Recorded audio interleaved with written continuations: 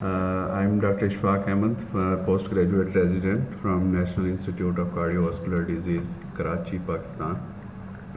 So my first case is we received a patient, 68-year male, hypertensive, diabetic, in emergency department with the complaint of 2 episodes of syncope. On ECG, there was a complete heart block diagnosis was made. So informed consent was taken and temporary pacemaker was placed immediately through the right subclavian vein approach without any complication. During the 3-day hospital stay, all the reversible causes of complete heart block were ruled out. Her echocardiogram was done that showed the ejection fraction of 55% and without any other structural abnormality. As the patient was still pacemaker dependent, so a permanent pacemaker was planned. So we also, the patient is shifted to the cath lab for the permanent pacemaker replacement. We took a left subclavian vein access, and during the passing the guide wire, we notice also that instead of the wire crossing the midline, the spine, the wire is moving, bending toward the left side of the mediastinum. So it was a first experience of mine, and so we pulled back the wire and called the other colleagues, senior colleagues, to show this, and then we injected the contrast, and that showed that contrast is going from the left side in the mediastinum and then entering into the coronary sinus. We already have a left right axis, but the TPM was there, so we decided to pass the wire from here. So then again the wire was passed, and then sheath, 7 French sheath was passed, and then the lead is tried to pass. The lead gently and smoothly went into the left side of the mediastinum, entering the coronary sinus. That showed in this is the LA view cinefluoroscopy showing the lead track. So here it is, that lead coming from the subclavian to the left superior vena cava and then to the coronary sinus, entering from to the RA and then into the RV with its active fixation. The problem here we faced that Dr. Sharif was saying, unfortunately I don't have the video clip, that the problem with left subclavian is when you enter from the coronary sinus into the RA, it is very difficult to move into the RV. So you have to do a loop to enter through the right through the tricuspid into the RV. That's called a wide loop maneuver. You have to do this to enter into the right. So the lead is passed through the left subclavian, and the fixation was done into the RV. This is a chest X-ray, a lateral view showing the pacemaker leads placed in the RV through the left subclavian. Okay. The next case is a female of a 69-year-old hypertensive that are presented in the emergency department with a complaint of dizziness and lightheadedness. While checking the vitals of the patient collapsed suddenly in the ER, and carotid pulses was not palpable. CPR was done immediately and rhythm was checked.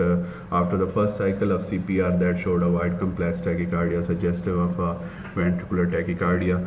So immediately cardioversion was done and ROS was achieved there. So all the workup was done. Her ejection fraction of 25%. With segmental wall motions and without any other abnormality, congenital abnormality. So as the patient was a survival of a sudden cardiac death, so we decided to put the dual chamber ICD for the secondary prevention.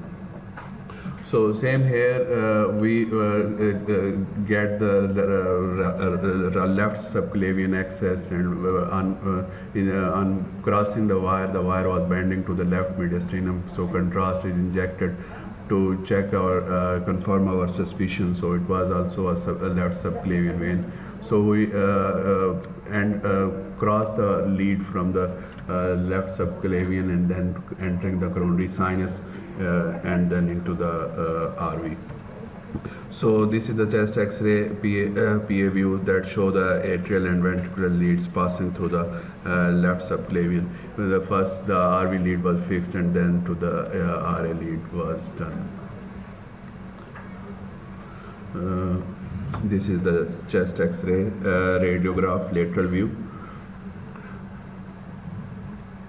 So, PLSVC is a cardiac congenital anomaly which is present in 0.1 to 0.5% of general population, but it is the most common variation of venous venous return to the heart. Being an asymptomatic disorder, PLSVC is discovered accidentally while performing the intervention through the left subclavian during some cardiovascular imaging. So, in early developmental age, at the 8th gestational week, the cephalic portion of the both superior and cardinal veins form internal jugular of both sides, and they anastomose to form oblique anastomosis to form the brachiocephalic vein, while the caudal portion of the both sides varies. From the right side, it formed the superior vena cava, but on the left side, it regressed to form the ligament of Marshall. But if the left-sided caudal portion fails to regress, then it forms the left persistent superior vena cava. So PLSVC can be diagnosed from transesophageal or transthoracic echocardiography with the contrast venography, CT venography, or the CMR. But most commonly, it is an accidental finding during the pacemaker or ICD implantation through the left subclavian. So when contrast is injected through the left subclavian vein, it appears first in the right atrium, then but normally it appears in the right atrium and then into the coronary sinus. But in case of superior vena left persistent, then the contrast is shown in the coronary sinus first and then into the RA. So it should also be suspected when coronary sinus appear to be dilated in any of the cardiac imaging modalities mentioned.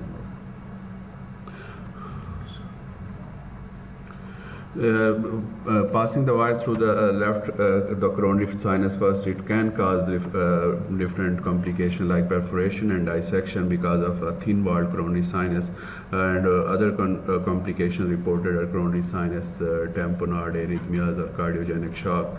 That's why if lead placement through the persistent left superior vena cava is unsuccessful, our operator is not experienced in that, one should use the right subclavian vein for device implantation, as in 80 to 90% of patient both SVCs coexist. Like in our patient, it was also present because the TPM was passed from the right side. So take-home message will be, though a persistent left superior vena cava is an uncommon anomaly, but this anatomical variant should be recognized appropriately, especially by the operator who frequently do the procedure through the left subclavian for a device implantation.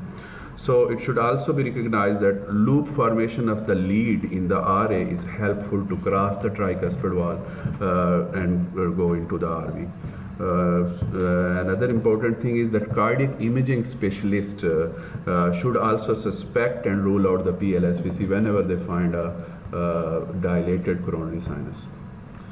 So, thank you so much.